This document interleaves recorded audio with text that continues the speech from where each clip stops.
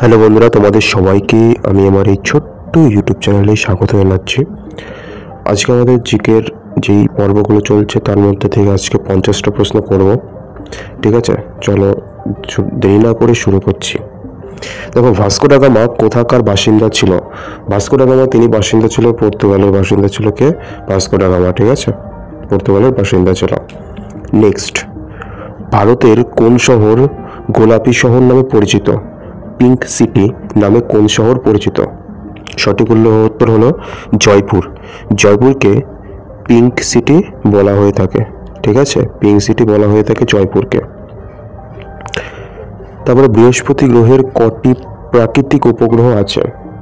বৃহস্পতি গ্রহের, ঠিক আছে, জুপিটারের উপগ্রহে আছে ন্যাচারাল স্যাটেলাইট, সেটা হলো কি 79। যেরকম পৃথিবীর উপগ্রহ চাঁদ, সেরকম বৃহস্পতিরও এরকম 79টি উপগ্রহ আছে। বোঝা গেল? তারপরে ভারতের প্রথম স্বরাষ্ট্রমন্ত্রী কে ছিলেন? Who was the first home minister of India? Sardar Vallabhbhai Patel, তিনি ছিল ভারতের প্রথম স্বরাষ্ট্রমন্ত্রী, মানে হোম মিনিস্টার।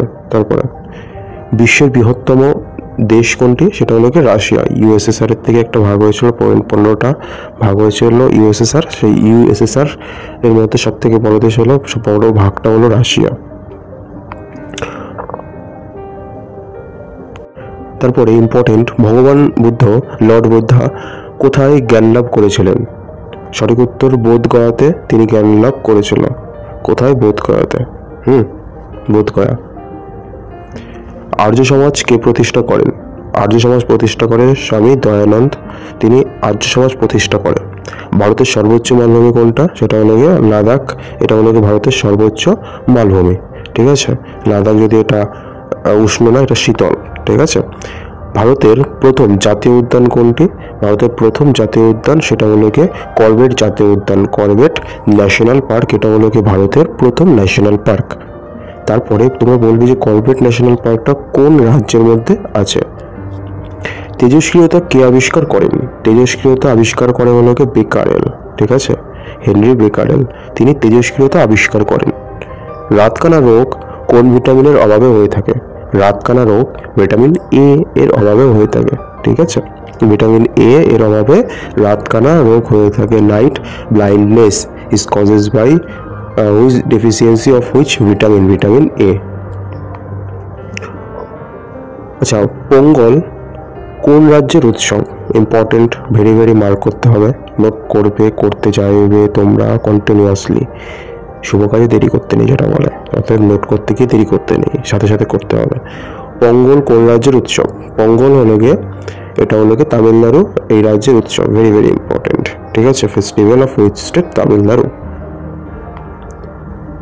শিবাজি কবে মারা যান? ছত্রপতি শিবাজি মহারাজ, তিনি কবে মারা যায়? তিনি মারা যায় হলো গিয়ে এপ্রিলের 12 তারিখে 1680-তে, 1680। ঠিক আছে, 1680-তে শিবাজি মহারাজ তিনি মারা যান, এপ্রিলের 12 তারিখ। আচ্ছা, ভাস্কো ডা গামা কবে ভারতে আসেন? ভাস্কো ডা গামা ভারতে আসে হলো গিয়ে 1498, 1498 সালে।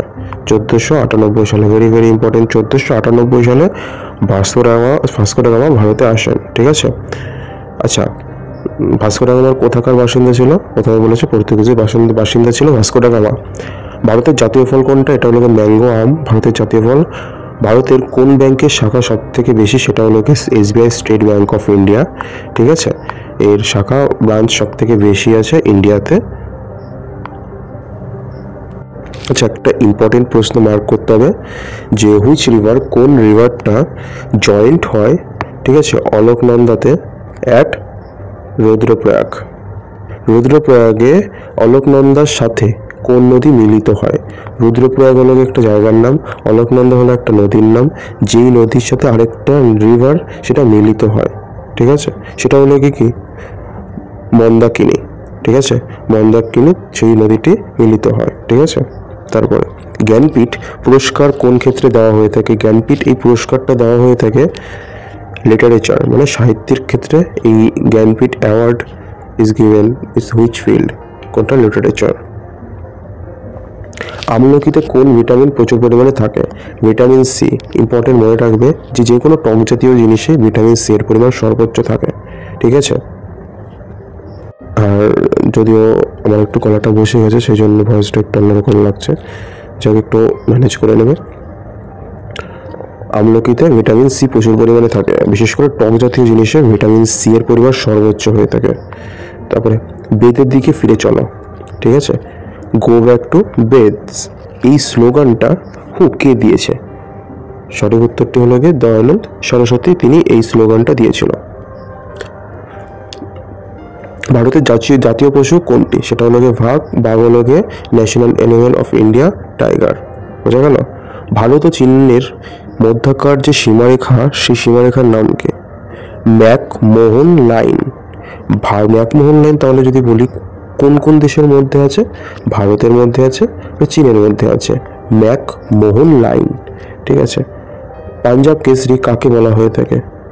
পাঞ্জাব কেসরি কল্ড কে কাকে বলা হয়ে থাকে? লালা রাজপথ রায়কে পাঞ্জাব কেসরি বলা হয়ে থাকে। ভারতের প্রথম মহিলা শাসক কে ছিল? ভারতের প্রথম মহিলা শাসক ছিল রাজিয়া সুলতান। রাজিয়া সুলতান, তিনি হলো গিয়ে first women ruler of India. ইন্ডিয়ার প্রথম ওমেন রুলার ছিল, ঠিক আছে। কুতুব মিনার কে নির্মাণ করেছে? এটা কুতুবউদ্দিন আইবক নির্মাণ করেছে, ছোটবেলার থেকে পড়ে আসছো। তাহলে who credited with imposing the jizya tax, জিজিয়া কর, ফর কিসের জন্য? দ্য ফার্স্ট টাইম, প্রথমবারের জন্য। সর্বপ্রথম জিজিয়া কর আরোপ করার কৃতিত্ব কাকে দেওয়া হয়? প্রথমবারের জন্য আরোপ করেছিল সে হলো গিয়ে মোহাম্মদ বিন কাসিম, ঠিক আছে। নেক্সট, দুধ টক হয়ে যায় কিসের কারণে? ল্যাকটিক অ্যাসিড থাকে। আর কোন ব্যাকটেরিয়ার জন্য দুধ জমে দই বসে? ল্যাক্টোব্যাসিলাস। আচ্ছা, তাহলে ল্যাকটিক হলো গিয়ে একটা অ্যাসিড, ল্যাক্টোব্যাসিলাস হলো অ্যাসিড না, ওটা হলো একটা ব্যাকটেরিয়ার নাম। বোঝা গেল? মনে রাখবে। তারপরে কোন ভিটামিনের অভাবে রক্ত জমাট বাঁধা বন্ধ হয় না?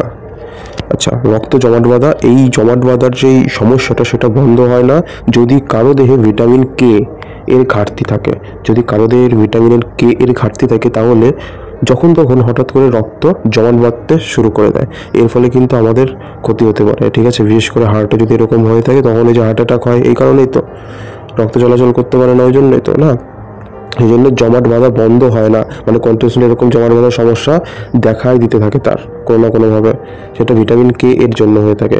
ভারতের প্রথম মহিলা রাষ্ট্রদূত কে ছিল? Who was the first woman ambassador of India, ঠিক আছে।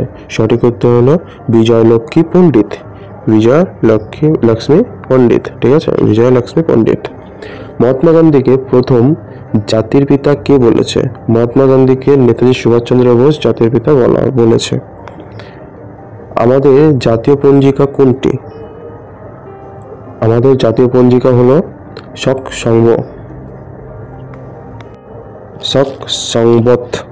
সংবত, ঠিক আছে। এটা হলো গিয়ে আমাদের জাতীয় পঞ্জিকা। তারপরে সুরাট শহর কোন নদীর তীরে অবস্থিত? On the bank of which river is the city of Surat located? সেটা হলো গিয়ে তাপ্তি রিভারের পাশে সুরাট যে রিভারটা সেটা অবস্থিত। প্রোটিনের সবচেয়ে সমৃদ্ধ উৎস কোনটি? প্রোটিন সব থেকে সয়াবিনের পরিমাণ বেশি থাকে, সয়াবিনে থাকে।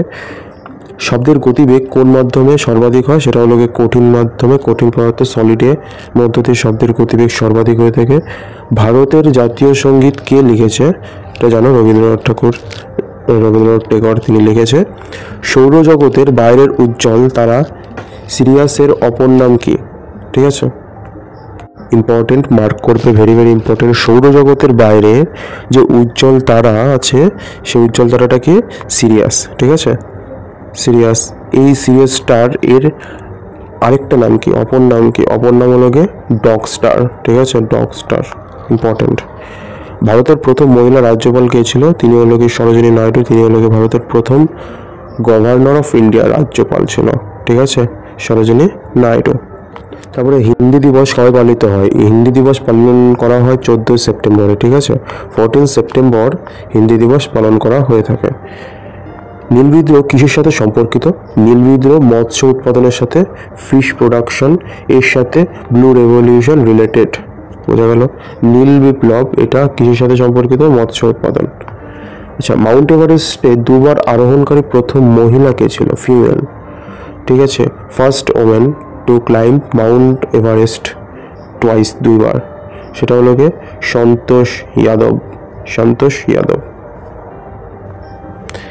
জাতীয় সঙ্গীত গাওয়ার সময়কাল কত? জাতীয় সঙ্গীত গাওয়ার সময়কাল 52 সেকেন্ড। ঠিক আছে। ভারতের প্রথম স্বরাষ্ট্রমন্ত্রী কে ছিল? সর্দার বল্লভভাই প্যাটেল, আগে বলেছি। জেনারেল কোন সেনার একটি অধিকারী পদ? General is an officer rank in which arm force? কোন সেনার? এয়ারফোর্স, নেভি না আর্মি? সঠিক উত্তর হলো গিয়ে জেনারেল, এটা হলো গিয়ে আর্মির, এটা একটা র্যাঙ্ক পদ। ঠিক আছে। ভারতের কোন রাজ্যে পবিত্র তীর্থক্ষেত্র অমরনাথ অবস্থিত? In which Indian state is the holy pilgrims site Amarnath located? ঠিক আছে, তীর্থক্ষেত্র মানে হলি পিলগ্রিম সাইট, তাহলে হলি পিলগ্রিমের সাইট এটা হলো গিয়ে জম্মু অ্যান্ড কাশ্মীর। কি? জম্মু অ্যান্ড কাশ্মীর। তারপরে দুধ থেকে দই তৈরি করতে কোন ব্যাকটেরিয়া? সেটা হলো গিয়ে ল্যাক্টোব্যাসিলাস এই ব্যাকটেরিয়া, আমি আগেই বলেছি। আর যে অ্যাসিডটা থাকে তৈরি হওয়ার অংশটা, সেটা ল্যাকটিক অ্যাসিড। ঠিক আছে। ভারতের প্রথম প্রতিরক্ষা মন্ত্রী, ডিফেন্স মিনিস্টার অফ ইন্ডিয়া। ঠিক আছে, ফার্স্ট ডিফেন্স মিনিস্টার কে ছিল? সর্দার বলদেব সিং। সর্দার বলদেব সিং তিনি ছিল।